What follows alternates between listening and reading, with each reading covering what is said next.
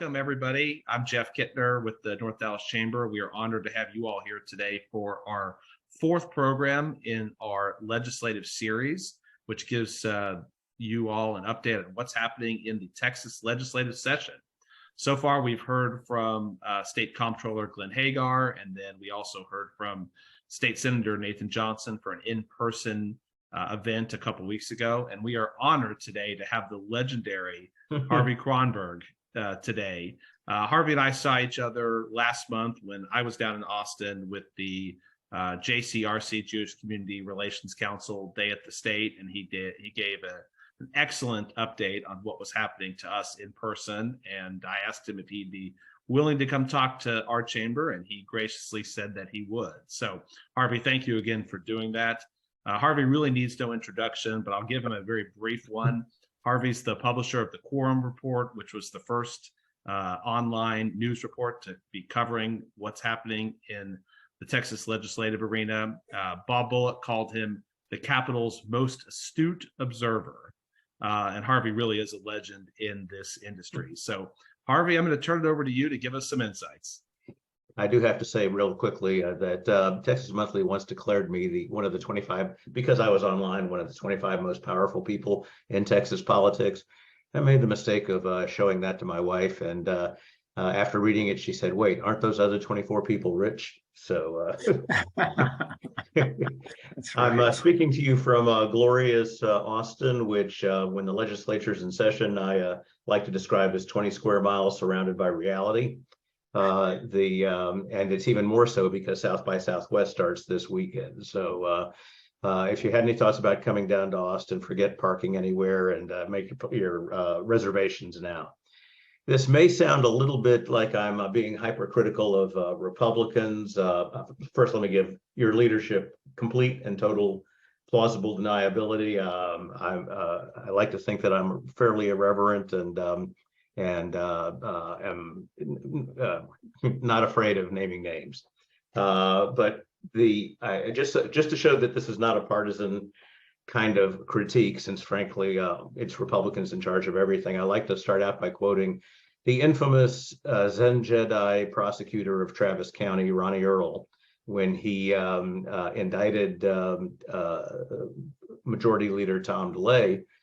He was asked at the press conference, this may be the only quotable thing Ronnie Earl ever said, but he was asked at the press conference, once upon a time you used to go after Democrats like Bob Bullock and Jim Maddox. These days, it seems like you're only going after Republicans like Kay Bailey Hutchison. And Earl responded, well, in order to abuse power, you actually have to have some. And right now, Democrats operate on the margins, obviously. They can't dramatically impact public policy, but as a result, most of this conversation is going to be about the trajectory of the Texas Republican Party and how they're going to try and manage this session. Now, in order to get a context here, I need to tell you a little bit about the last election. How did Texas avoid? We were expecting a red wave in the rest of the country. It did not happen, but in Texas it did. So how did Texas escape? First of all, let me tell you that incumbents don't get beat, they get fired. And we had a Democratic candidate that had $60 million, but did not believe in television or radio. He thought Twitter, Facebook, and public appearances were going to drive his campaign. As a result, he spent $60 million essentially in order to get the base vote, the Democratic base vote, which is about 40%. He lost by 10, 11 percentage points. You could hear, at one point, I do have to say that the Abbott people were convinced it was a 4 to 5% margin race, but that had nothing to do with Beto O'Rourke. It had everything to do with Mothers Against Greg Abbott, a legitimate grassroots group that ran really harsh commercials, particularly about abortion, and it could have been worse.com. When Democrats supporting Beto went on attack, it became a competitive race, but Beto refused to go on attack himself. So you may recall his last commercial, his last TV spot, starts with saying something to the effect, I don't think that Greg Abbott gets up in the morning wanting to hurt kids. So it's almost an apologetic about Greg Abbott. And that 4-point margin disappeared. The only voters that were in play in that election were the 15% who call themselves undecided, not new voters, not like the anti-Ted Cruz, anti-Donald Trump movement of 4 years previous. When everything was said and done, he never really went on the attack. And Republicans breathed a sigh of relief. This is the best funded candidate they've encountered. And if Beto O'Rourke couldn't break past base vote, then a base Democratic vote, then the future for Democrats is relatively bleak. Of course, whenever you make a prediction in politics, you've got a 50-50% possibility or probability of being correct. So we may see externalities drive some kind of Democratic surge in Texas. And there are reasons to believe that they have a future. But this last election, I saw something that I've never seen before.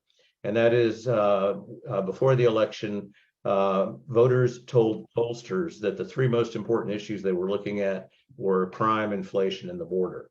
But they told the exit pollsters in the rest of the country that the 2 most important issues were abortion and the fate of democracy. So even though most of us in the professional pundit class were thinking Democrats were screwing up on messaging, it apparently did break through at the point that it needed. There was nobody carrying that message in Texas, so I am not sure that we've had an authentic test. Beto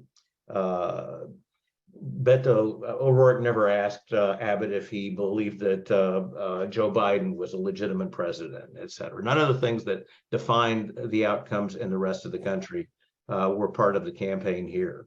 Now, having said that, I do need to tell you that Democrats won 11 of the 13 largest counties in Texas. That's obviously where we got 1,500 or 1,100 people a day still moving to Texas. And they're moving obviously to the population centers. So it becomes increasingly difficult to poll. However, having said that, both parties a couple of years ago committed about $25 million to identify new voters moving into Texas and register them. We're not really sure what happened with the 25 million the Democrats committed, but the Republicans actually did develop very effective software where they were able to identify specifically Californians moving to Texas. And then if they had a Republican voting history, they reached out to them and registered them. So the Republicans, when you saw the surge in registered voters, it was dramatically more Republican than perhaps the population surges in the urban areas would represent. But what's really significant, and you'll pick this up later in the presentation, 48% of the Republican vote in the last election came from rural Texas, not from urban or suburban Texas. That's a very dramatic shift because up until the last couple of election cycles, all Republicans had to do was engage suburban voters in the 7 largest suburban counties. They would get 70% turnout and they would vote 70% Republican. That has dramatically changed. And so places like Fort Bend County, Tom DeLay country now have an Indian American Democratic county judge, which probably is the biggest metaphor for the transition that is still going on in Texas. The problem is that Democrats are not a functioning party and are not able to capitalize on that growth, or have not yet been able to anyway. But the reason that I'm giving you all of these predicates is that after the implosion and collapse of the Democratic Party in this last election, Republicans once again think they have nothing to fear from the other party. So the conversation doesn't become one between the right and the left. It becomes a conversation between the right and the further right. To put this in context, Texas now has 31 million people. I think we've got 16 million registered voters in a presidential year. These days, you'd expect 10 to 13 million. In a non-presidential year, you'd expect 5 to 8 million voters to turn out. But now the general election is meaningless, frankly. Redistricting has eliminated most competitive seats, down ballot, and up ballot, the Democrats can't get organized, and they're frequently infected by too liberal a messaging from the East and West coasts. What that does, though, is the only election that matters now is the Republican primary. And think about this. We're a state of 31 million people, yet the typical Republican primary is about 1.5 million people. To put that in the starkest context, that means about 750,000 people are the only voters that matter in the state of Texas. Now, I will say that there are a lot of legislators on both sides that come to Austin with the best of intentions, but the first thing they learn is that they're looking over their shoulder, not at a general election opponent, but at a primary opponent. And so that 750,000 voters out of 31 million have a dramatically more influence in the outcomes of the legislature than the population at large. Now, I do like to tell folks, if you don't understand the Texas legislature or the Congress, you have to remember that it's predominantly driven by these 750,000 voters, and the fact that we do everything in the last 90 days of the session. They're constitutionally prohibited from doing anything during the first 60 days unless the governor declares an emergency item. And so we do all of our most important work in the last 90 days, when this is just a joke. Everybody is sleep deprived, dehydrated, overcaffeinated, and living on that health product, queso and vodka. So there's plenty of rooms for distortions, but I will say that there is one of the good things about having a session only 140 days out of every 2 years is, unlike Congress, we really do have to have resolution by the end of May on most of our substantive issues. Nobody wants to be here in special session, especially in August. Just walking up the hill is like taking a shower to get to the Capitol. So that's the predicate for getting into the session. The Republicans are triumphant. They're unfettered. They're not afraid of Democrats. They're not afraid of the center because there is no counter argument out there.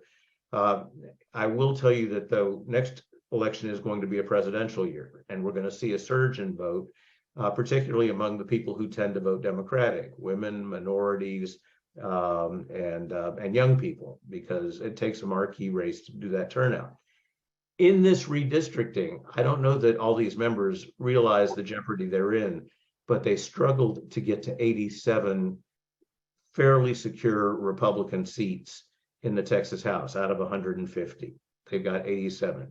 Of those 87, though, I believe it's 16 had less than 57. Sorry to bury you in the weeds, but 16 of those 87 had less than 57% Trump vote in the last presidential election. We consider a swing district here in Austin, we consider it a swing district if the presidential history indicates about a 56%. So you've got a good what it would take to make a Republican majority in some jeopardy in a presidential year, because some of those House districts were drawn awfully darned lean. Obviously, the session, I should also add one more thing, and that is this session is more upbeat in many ways than certainly the last couple, but particularly the last one, where you may recall the building was essentially in lockdown for 90 days during COVID, and then 60 days was we did all of our work. But it was, people had to get tested every time they walked in the building. And I would say that the legislature, like most of the country, was suffering post-traumatic stress syndrome, and still is to a certain degree. But the most significant thing about that was that they didn't have that first 60 days where they really can't do anything. My colleagues in the press and the public think they're just wasting time, but the truth is that is when the community is created. They get to know each other. The freshmen start to figure out they represent districts, not political parties. They figure out who is like-minded. They find mentors. They socialize, and the creation of that community takes a lot of the anger out of a political session. We didn't have that last session, and I would say that it was in many ways one of the meanest sessions I've seen in 35 years. So I'm hopeful that this session, while we're going to have very serious disagreements about a number of different things, the tone is going to be a lot less hostile and a lot less dramatic. Obviously, the biggest thing on the table is the budget surplus. We've got $35 billion surplus to start with. Now, a portion of that is COVID money. A lot of it's driven, most of it's driven by sales tax. If you listened to Comptroller Hager last time, you know that. But I will tell you that it's not just a $35 billion surplus. It is actually, if you put the rainy day fund in with that, it's a $50 billion surplus. That's for a $250 billion biannual budget. That additional $50 billion is pretty remarkable, and it takes a lot of the friction out because most everybody can walk away with at least some kind of table scraps. But of course, both the governor and the lieutenant governor have committed $15 billion to property tax relief. They have different ideas about how to approach property tax relief, but essentially they're taking the one more element there. We have what's called a budget cap, which means you can't grow the budget any more than the growth of population and inflation. So a simple majority can only spend about 12 to 15 billion of this surplus.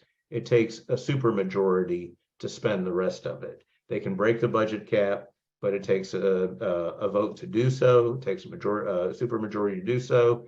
And the comptroller has come up with some clever workarounds so that they don't need supermajorities for all of it. But when you look at that $50 billion of our money that we're having so much difficulty accessing for all the needs of a state that's exploding in growth, it becomes serious. I should also mention that a big driver of the Texas economy is obviously oil and gas. If you looked at the front page of the Wall Street Journal today, you will see that there is concern. They just had a major energy conference in Houston. There is a serious concern that the Permian Basin production, the easiest oil to pull out of the Permian Basin, may have been pulled out, and that we've heard about peak oil in the past. I don't really care about peak oil in the rest of the country. I care about the amount of petroleum produced in Texas, and we may have hit a peak, and the cost of extracting oil and gas may start, besides just inflation, may start going up because we've picked the easy fruit. So when they look at the budget, there's this kind of assumption we're always going to have that, but we could watch if oil collapses, any number of things happen, we could watch it implode within the course of 2 years. The property tax, the drawdown of property taxes, or the way to try and reduce property taxes, there's a couple of different approaches to them. But frankly, both of them end up shifting the cost to you folks who actually are in county government, in school districts. The one thing the legislature is really superlative at is cost shifting. So, and I use this purely metaphorically, but the governor has made an emergency item. He calls it bail reform. And we do have cases where people who are receiving bail where they shouldn't, but they want to tighten this up and would increase incarceration in the county jails. And here, if you're going to spend state money, they issue a fiscal note that tells you how much you're about to spend.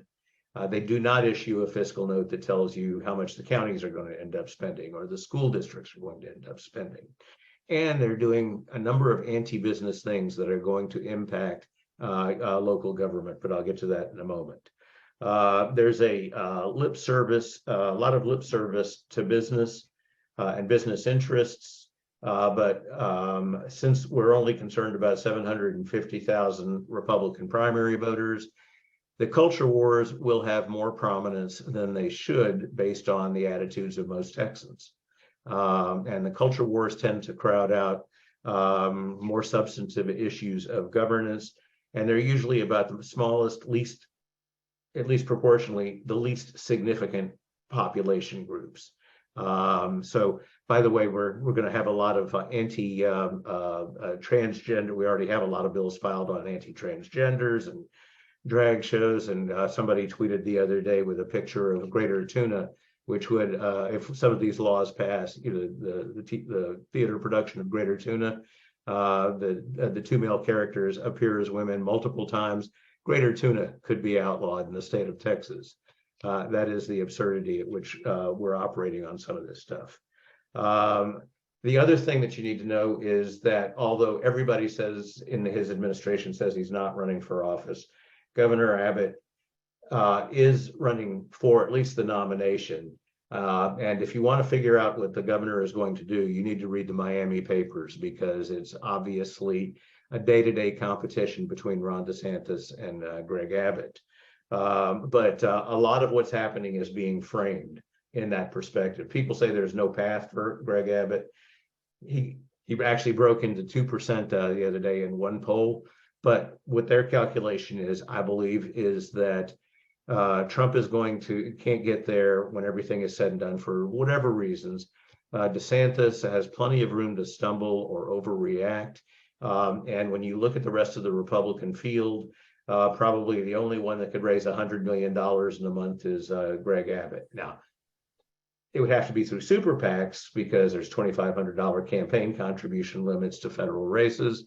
But his fundraising ability actually becomes an asset as the presidential field starts to winnow down. I'm waiting for somebody to define woke to me. But woke has apparently become the battle cry, the rallying cry for the right. And it has dominated the conversation. And all I can tell you is you'll get Republican votes if you use the term anti-woke. When Ron DeSantis spoke in Houston and Dallas this week, it became a drinking game for friends of mine that were there. Every time he said anti-woke, take a shot of something, and they were ultimately had to stagger out of the events. Okay, here's where we start getting into the nut of the deal. I'll talk about vouchers and things like that in a moment, but the fundamental reality is the big three, the governor and the lieutenant governor and the speaker, define the nature of the session. And they don't like each other. I mean, the lieutenant governor has done any number of things to undermine Greg Abbott. He has called Speaker Phelan the worst speaker in his history, which really ticked off Joe Strauss. Joe Strauss said at a roast not long ago, the former speaker, he said that he was really annoyed because Dave Phelan did in four months what it took him 6 years to accomplish, which was to get Dan Patrick to say he was the worst speaker in Texas history. It's visceral. It's not Democrat versus Republican. It's House versus Senate, and it's Dan Patrick versus everybody else. The legislature does not particularly trust the governor, and I'll get to that in a minute. The governor's word is not proven to be good when dealing with legislators, and he has even attacked Republicans in primaries. So you have enormous dysfunction between the big three, and it's not because they like or trust each other, but the governor and the lieutenant governor will probably join hands more often than not because of their distaste for the lieutenant governor.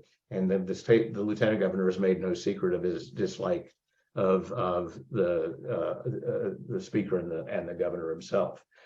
Here's what you need to know about the governor and why despite the fact that he just won in a landslide, which he can translate into a mandate.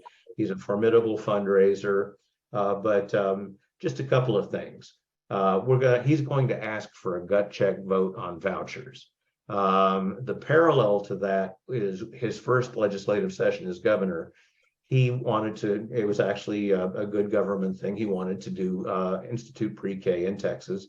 All the science indicates pre-K is a huge positive, especially for underserved communities. But the Republican right described it as brainwashing and described it as babysitting, and it gave the Republican House members a lot of heartburn. So the governor calls them down to the the Agriculture Museum, which is underneath the House floor, and it's the only room in the Capitol that does not have cameras in it, surveillance cameras. And he promises the members that if you will stick with me on pre-K and you get challenged on that in your primary, I will be there for you. Well, they kept their end of the bargain. He did not keep his end of the bargain. They couldn't get their calls returned. They couldn't even get permission to appear on mailers in pictures with Governor Abbott. And as a result, the governor's credibility, particularly among the veterans of the legislature, is particularly low. To top it all off, he vetoed the legislative budget last session. Now, it was symbolic. We knew it was going to get reinstituted.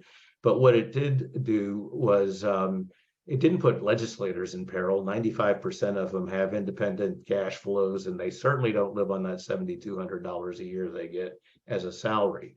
Who it did impact, however, was staff, infrastructure.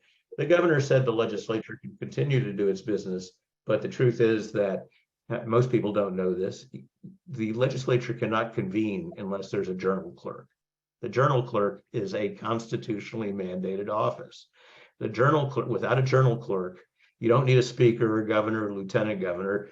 You simply can't convene. And once you cut the legislative budget,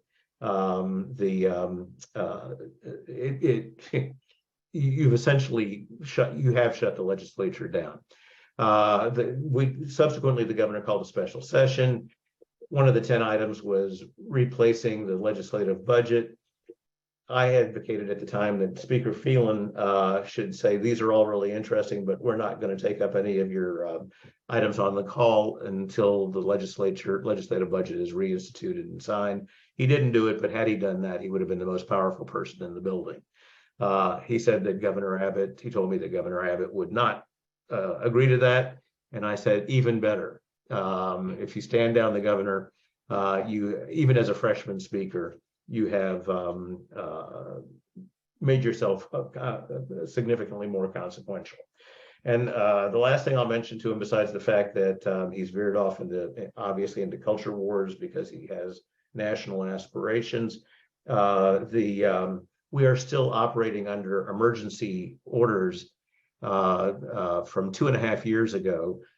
During COVID, there's a provision in statute that says a governor during a natural disaster can declare a declaration, and it gives him extraordinary powers, but it's only for 30 days. Well, he's renewed that proclamation now, or that executive order, for over 2.5 years.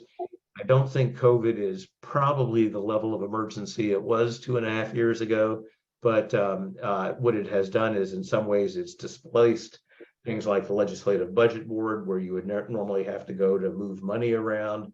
The governor has accumulated more executive power than virtually anybody.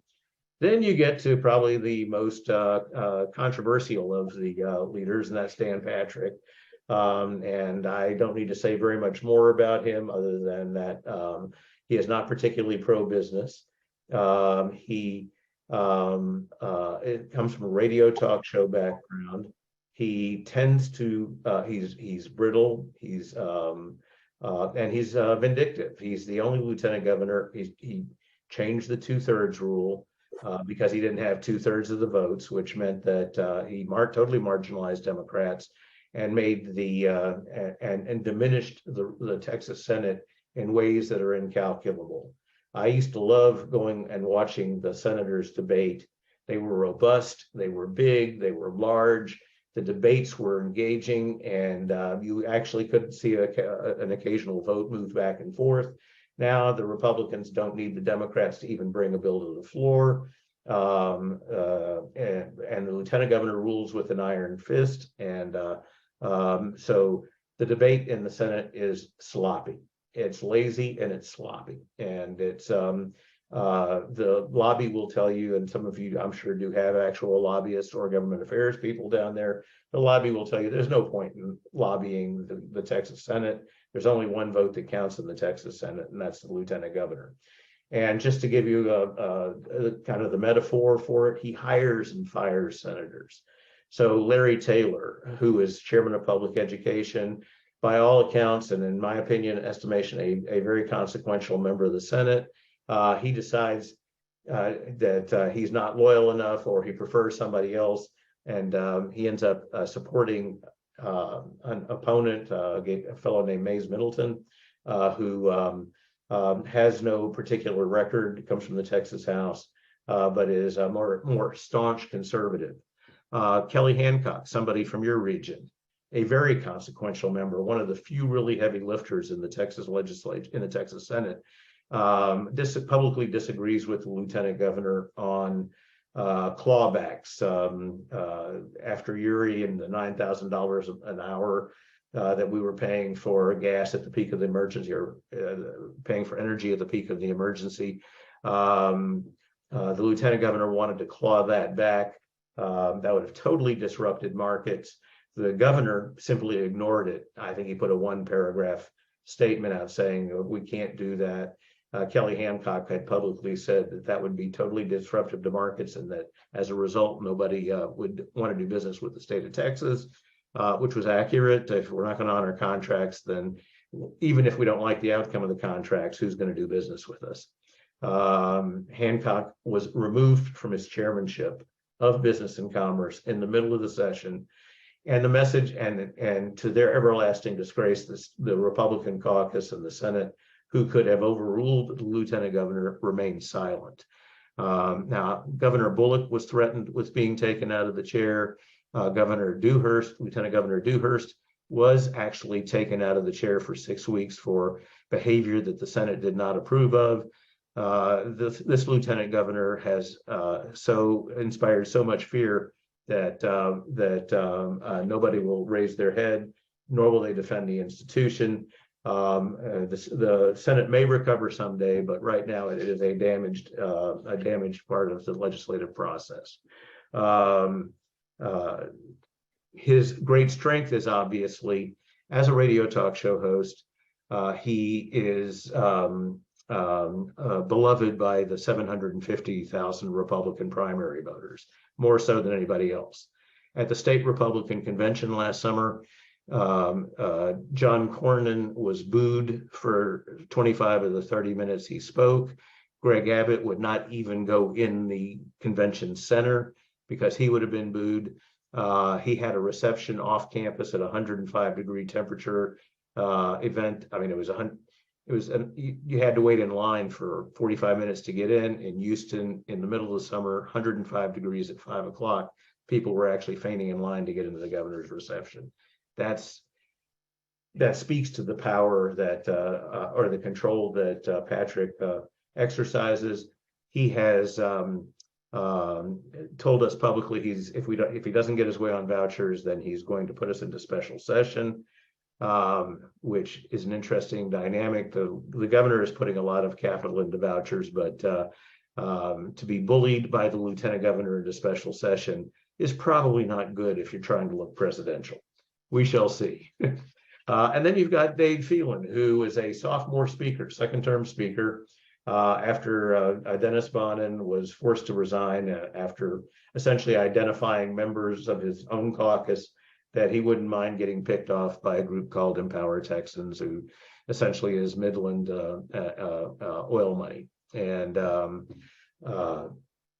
so Bonnen served one term. Phelan comes in. The place is obviously destabilized, but he's very conservative. Don't get me wrong, but he is more about governing. And again, it's a metaphor. But the governor and the lieutenant governor are in their 70s. And have a worldview of grandparents for all practical purposes. Phelan is in his 40s and has 3 young children, and by definition is more forward-looking. So the lieutenant governor puts out 30 priorities, most of which are socially conservatives, a little bit about rural hospitals and teachers. Dave Phelan, on the other hand, he's put out 7 or 8 priorities, and they include roads, water, electricity, education, teachers, and children, all forward-looking priorities from a very conservative perspective. And don't get me wrong, but nonetheless, he's talking actually about governing. Of the big three, frankly, he's the only one talking about the governance of. Remember, every day that with 1,100, 1,200 people a day moving to Texas, every day light switches get flipped up on. That's a record. Every day in school establishes a new attendance or a new population record. Every day there's a new record of traffic on our highways. Every day there's a higher demand for water in the state that has been in a historic drought. These are really critical, mission critical things that need to take place, but there's frankly only one person that is talking about them. The governor, to his credit, in his State of the State speech, did mention we've got $100 billion projected for roads, which in the Metroplex, obviously, you guys are starving for. Harris, the county I live in, Travis County is one of the top 10 worst counties for traffic in the country. The choke point on I-35, well, just allow 2.5 hours to get from Dallas and an hour to get from Georgetown to downtown Austin. So there is, I'm painting with a broad brush by saying there only seems to be one member that has some concern about governance. The flip side of the $100 billion that he's essentially committed is that it's a 10-year project, and with the current rate of inflation, that really only has a present value of about 50 billion. So it sounds big, but it's shrinking every day that we don't do something. The value of that 100 billion is shrinking every day that we're not doing something. The biggest issue in terms of how political capital is being spent is vouchers. The governor is doing a roadshow around the state, trying to remember 48% of Republican vote came from rural counties. They are now the lifeblood and the savings account of the Republican Party in Texas. The vote group, of course, he did not campaign more than casually on vouchers or school choice. Some people tell me the word vouchers is loaded. We could call it school choice. We can call it education scholarships.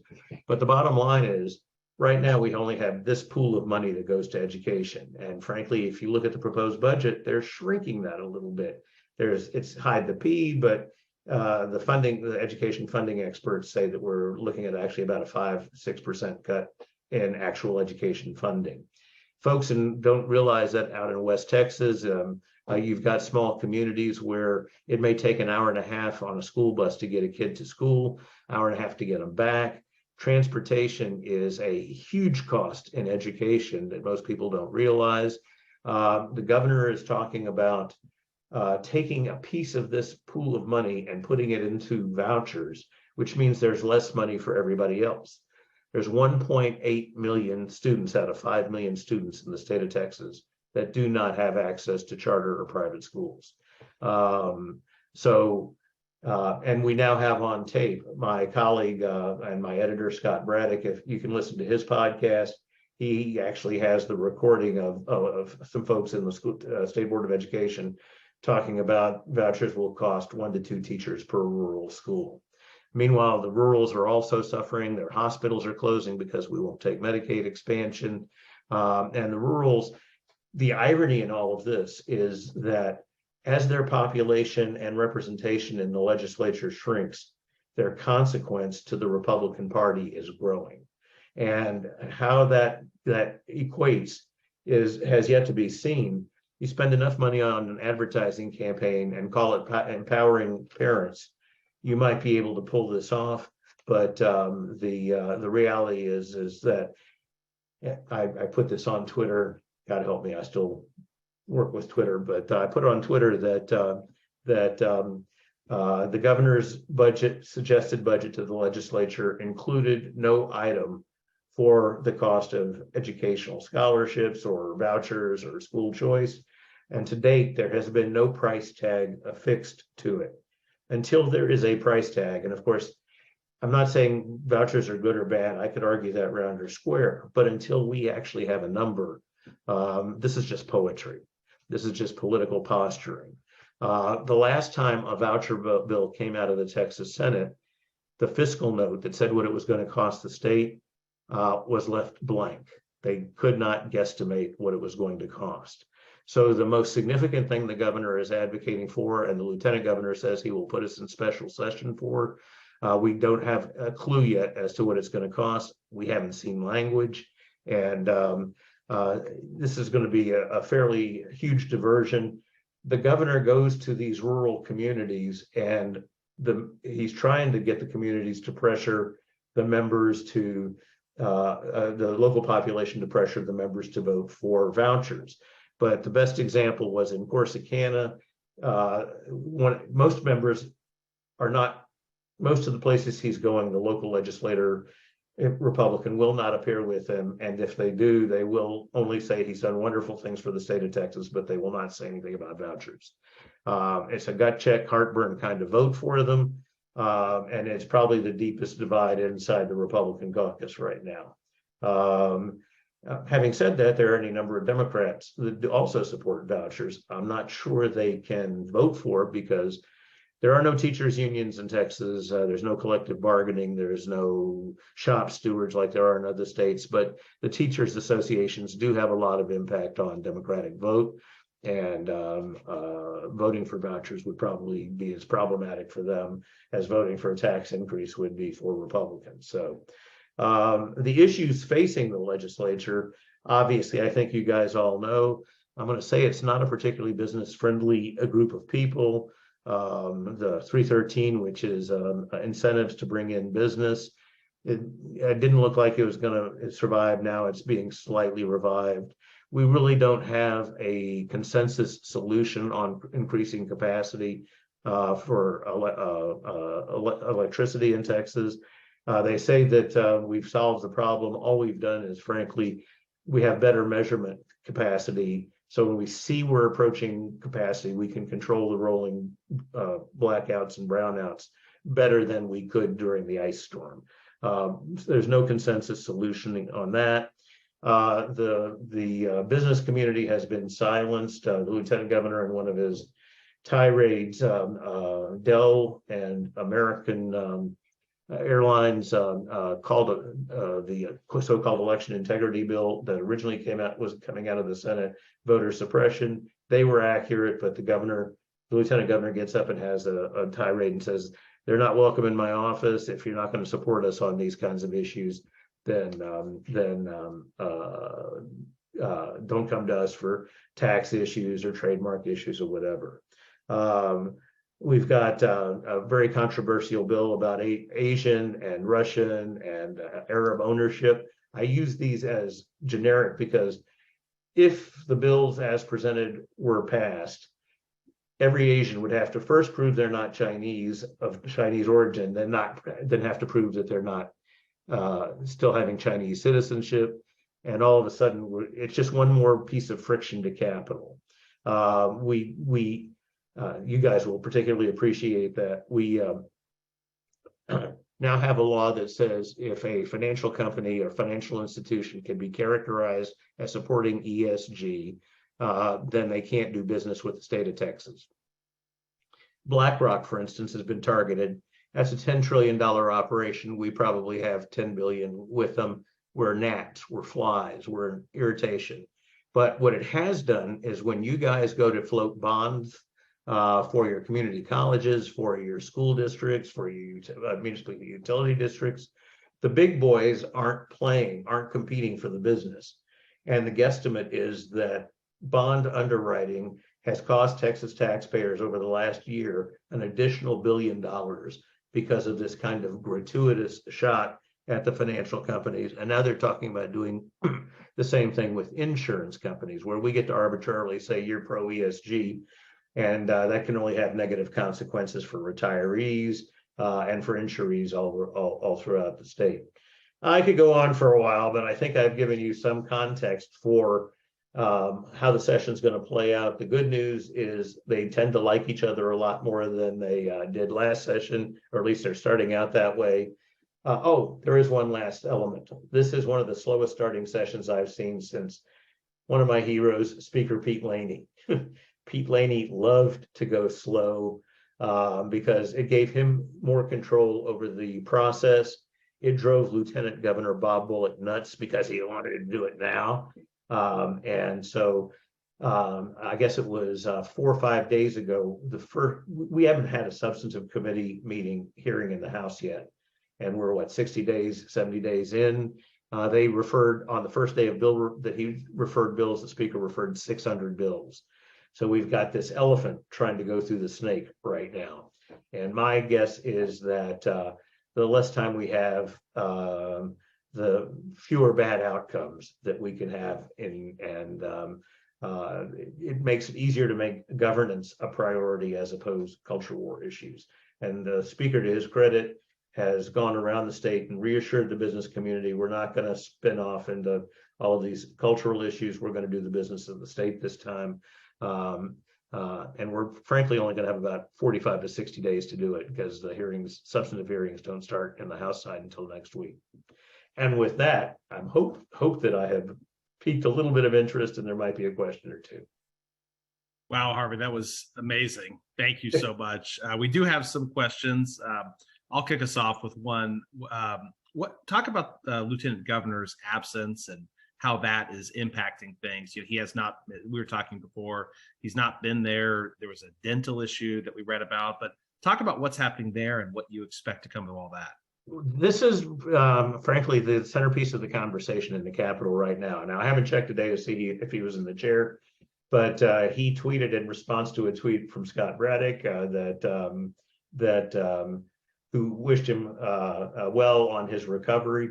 The lieutenant governor didn't respond directly to Braddock, but he almost immediately put a tweet out that said, I'm going to be gone for a couple of weeks due to a dental issue and personal matters. We're now in week 3 that he hasn't been in the chair, and the speculation only increases that it's either a health issue or a mental health issue or something to that effect.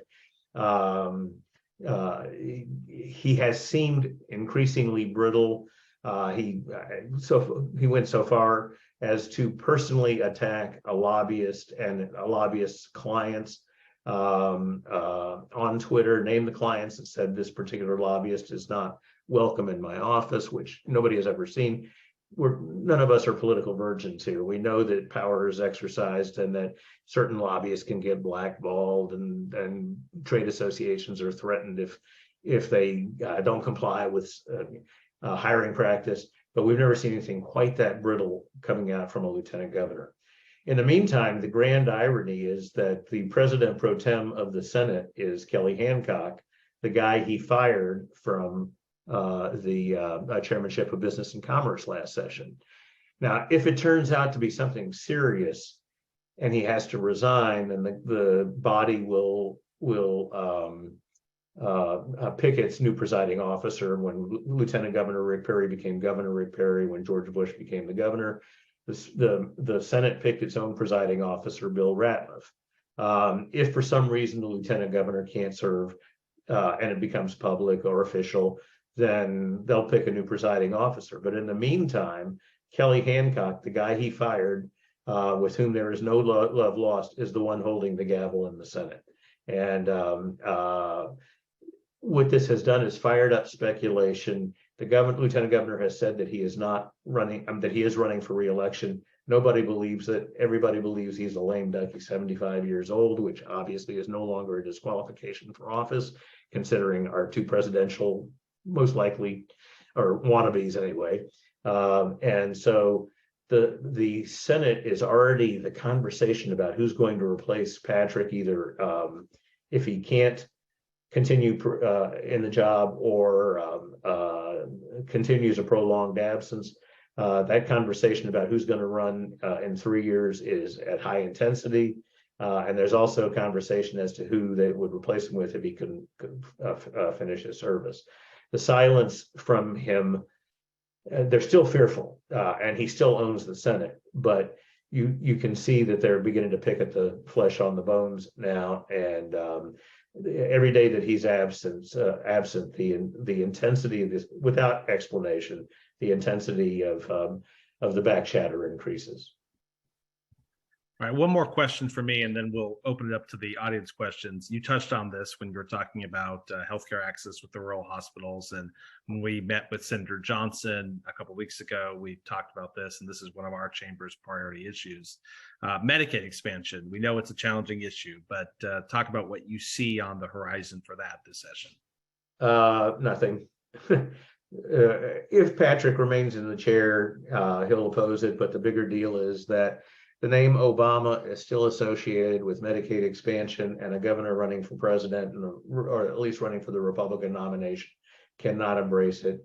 And so it's just one of many ways Texans are being essentially punished because of backlash, essentially, from national politics.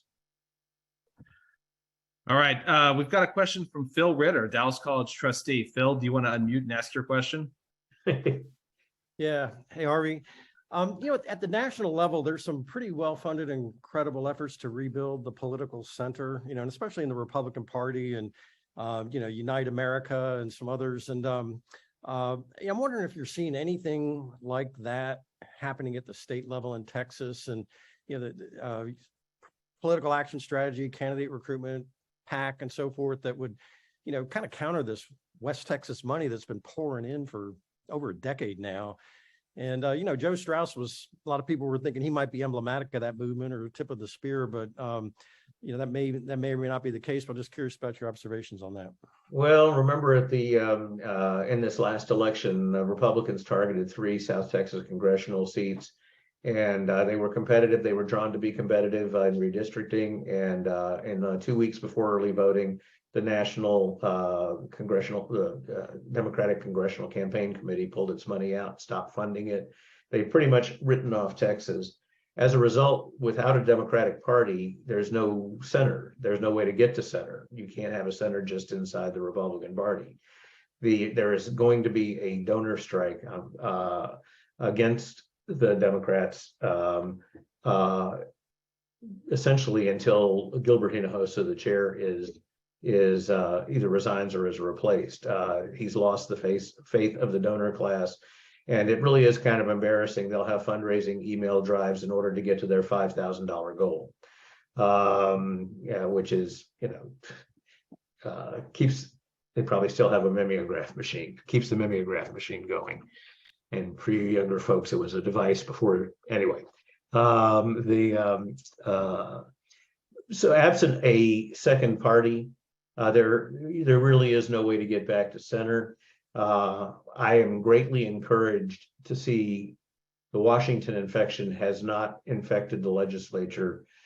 Democrats are consorting with known Republicans. Republicans are socializing with known Democrats.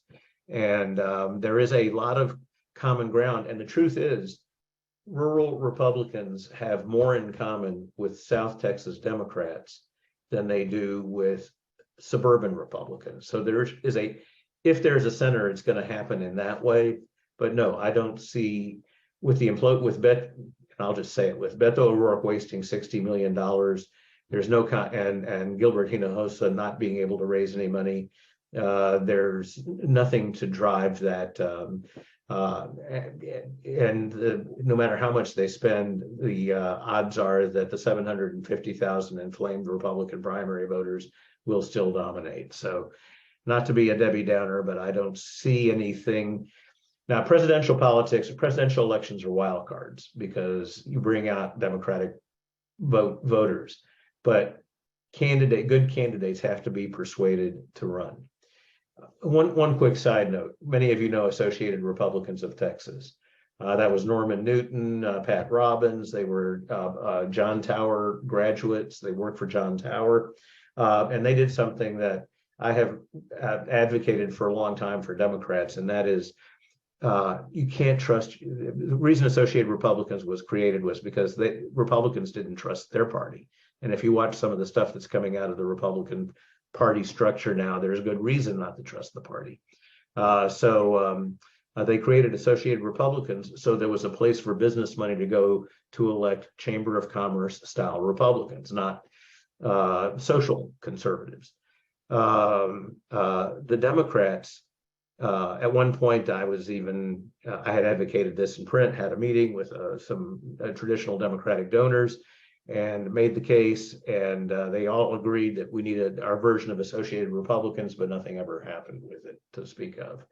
The other thing that Democrats need to emulate in Texas, or at least non-social conservatives need to emulate, is the Texas Public Policy Foundation, once upon a time, was actually a legitimate think tank, and I would read what they put out. Now it is essentially just a way to wash Midland oil money into the political process.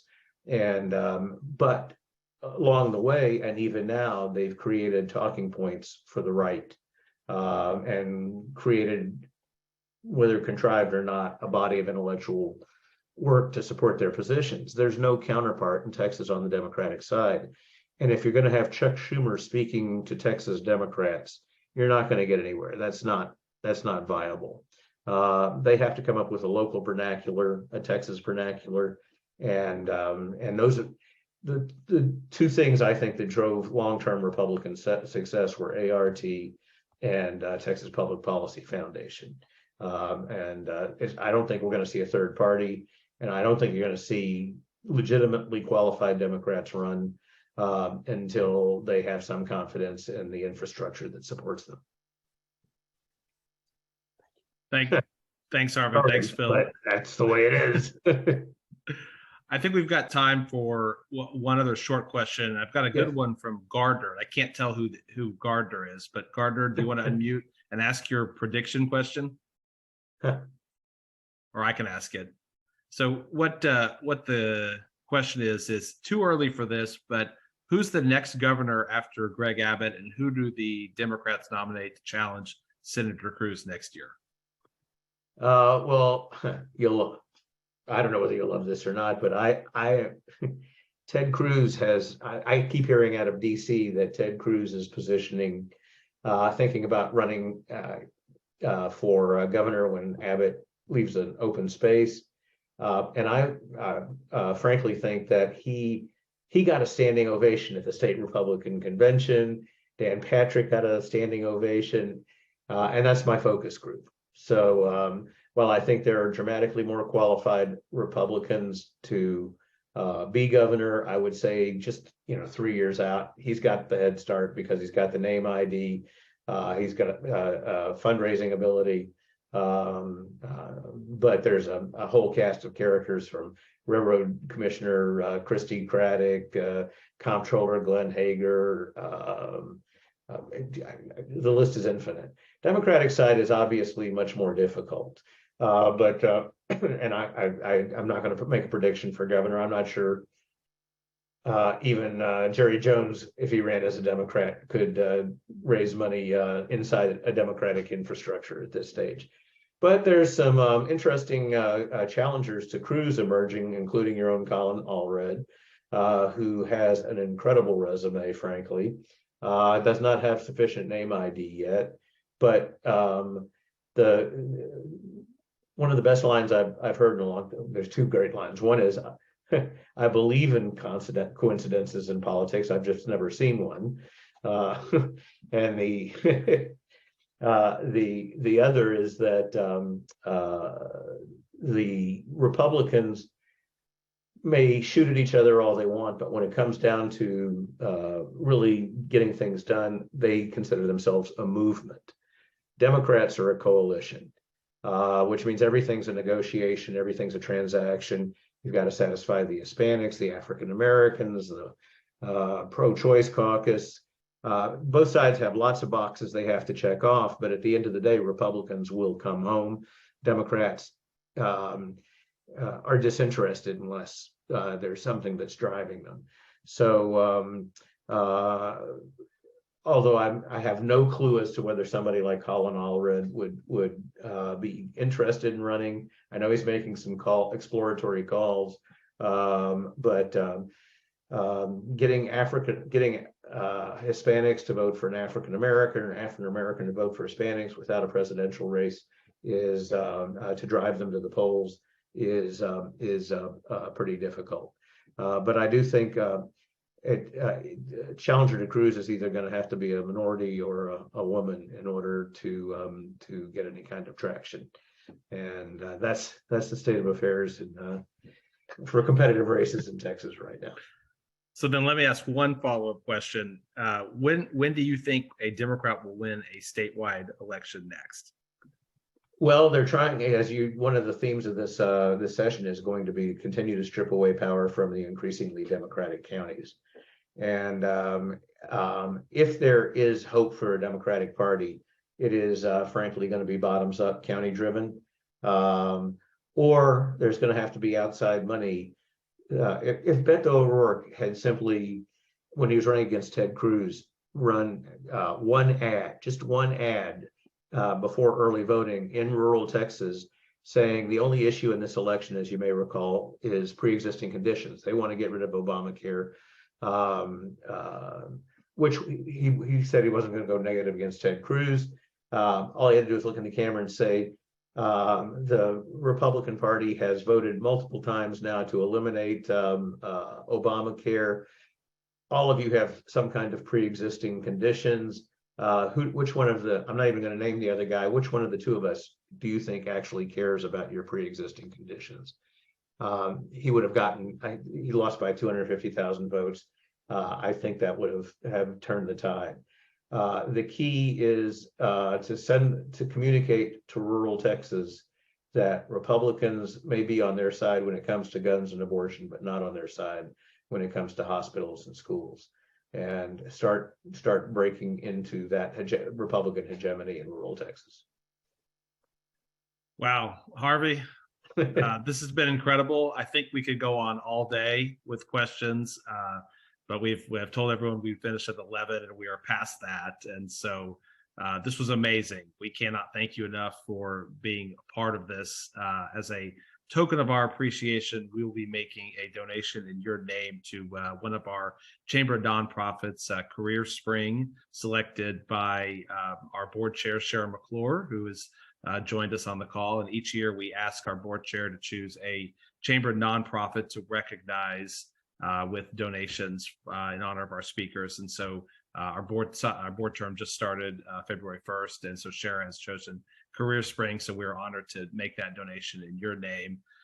This has just been amazing. We're honored to have you here, and want to recognize all of our sponsors, which I neglected to do at the outset, but our series is sponsored by Advis Energy, Children's Health, Dallas College, HNTV, Encore, Spectrum, UT Dallas. Hi, Amanda Rockow, Polsonelli. I see Stephen Angelette, Reliant, and there's Sandy Treptow, and then of course AECOM with Deborah Stogie. So thank you all so much. Harvey, again, incredible. You're a treasure. We love hearing from you. I've gotten so many texts about how terrific this program is from attendees, and so we just can't thank you enough for being a part of it. My pleasure. Thanks for having me. Yeah, we'll keep the line open. So if you want to stick around, or if anybody else wants to stick around for some post-event networking, we'll be here. I'll stay.